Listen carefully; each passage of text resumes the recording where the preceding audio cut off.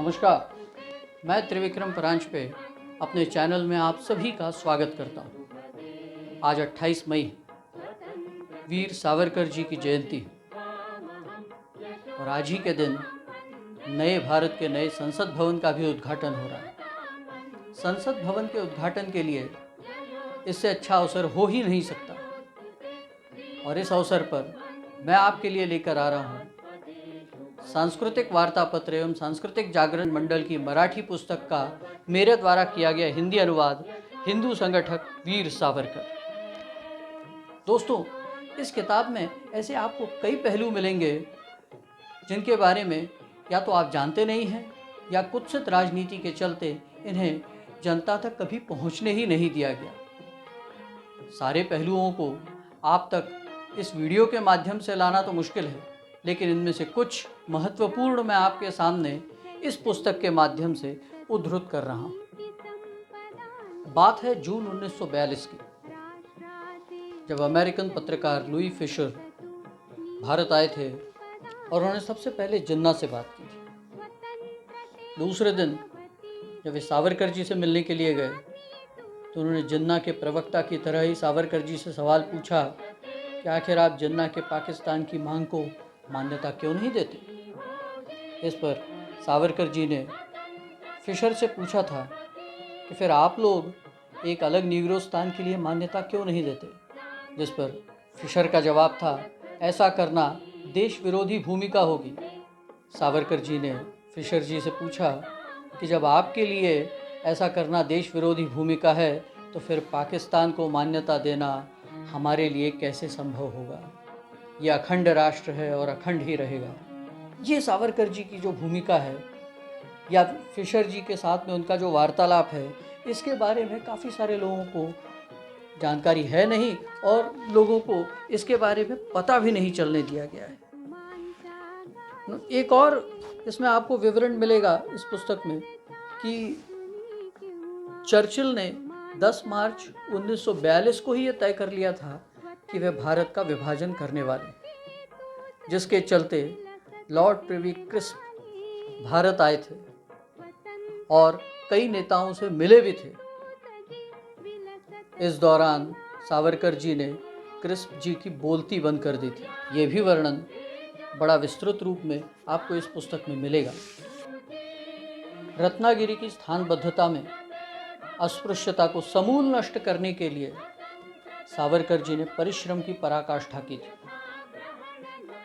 अपने दिए एक भाषण में उन्होंने जनता से अपील की थी, मेरे देशवासियों, आप अपने ही धर्म के लोगों से कितना बुरा बर्ताव करते हैं, क्या ये योग्य है?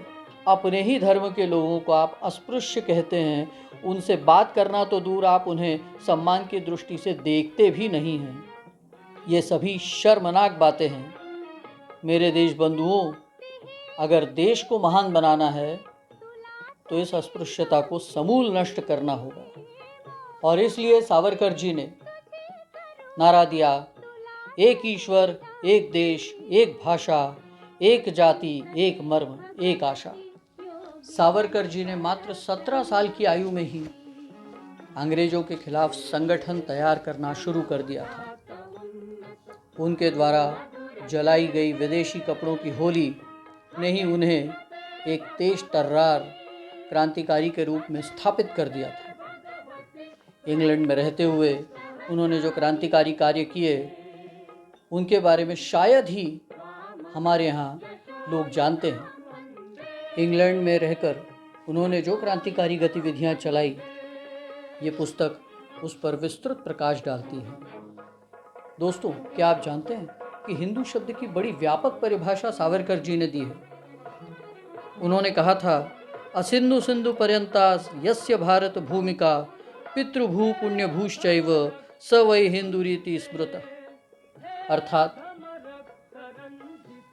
इस देश में रहने वाला हर वो व्यक्ति जो भारत को अपने पूर्वजों की भूमि, अपनी पुण्य भूमि मानता है, वो हिंदू है। और इसीलिए हिंदू की परिभाषा में सावरकर जी के अनुसार हिंदू, बौद्ध, जैन, सिख आदि सभी लोग आते हैं।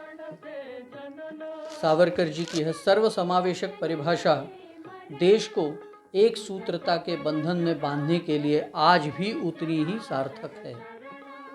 हैदराबाद मुक्ति संग्राम के समय, जिसे भाग्यनगर का संघर्ष कहते हैं, उसमें सावरकर जी की बड़ी महत्वपूर्ण भूमिका थी। इस प्रकार के स्वतंत्रता आंदोलन हो, अंडमान में सही गई यातनाएं हों, उन यातनाओं को सहते हुए भी उन्होंने अंडमान में जो हिंदू संगठन का कार्य किया वो हो, या रत्नागिरी में उनके द्वारा किए गए अस्पृश्यता निर्मूलन के कार्य हों, सावरकर जी के कार्यों को एक पुस्तक में या एक वीडियो में समाहित करना नामुमकिन है।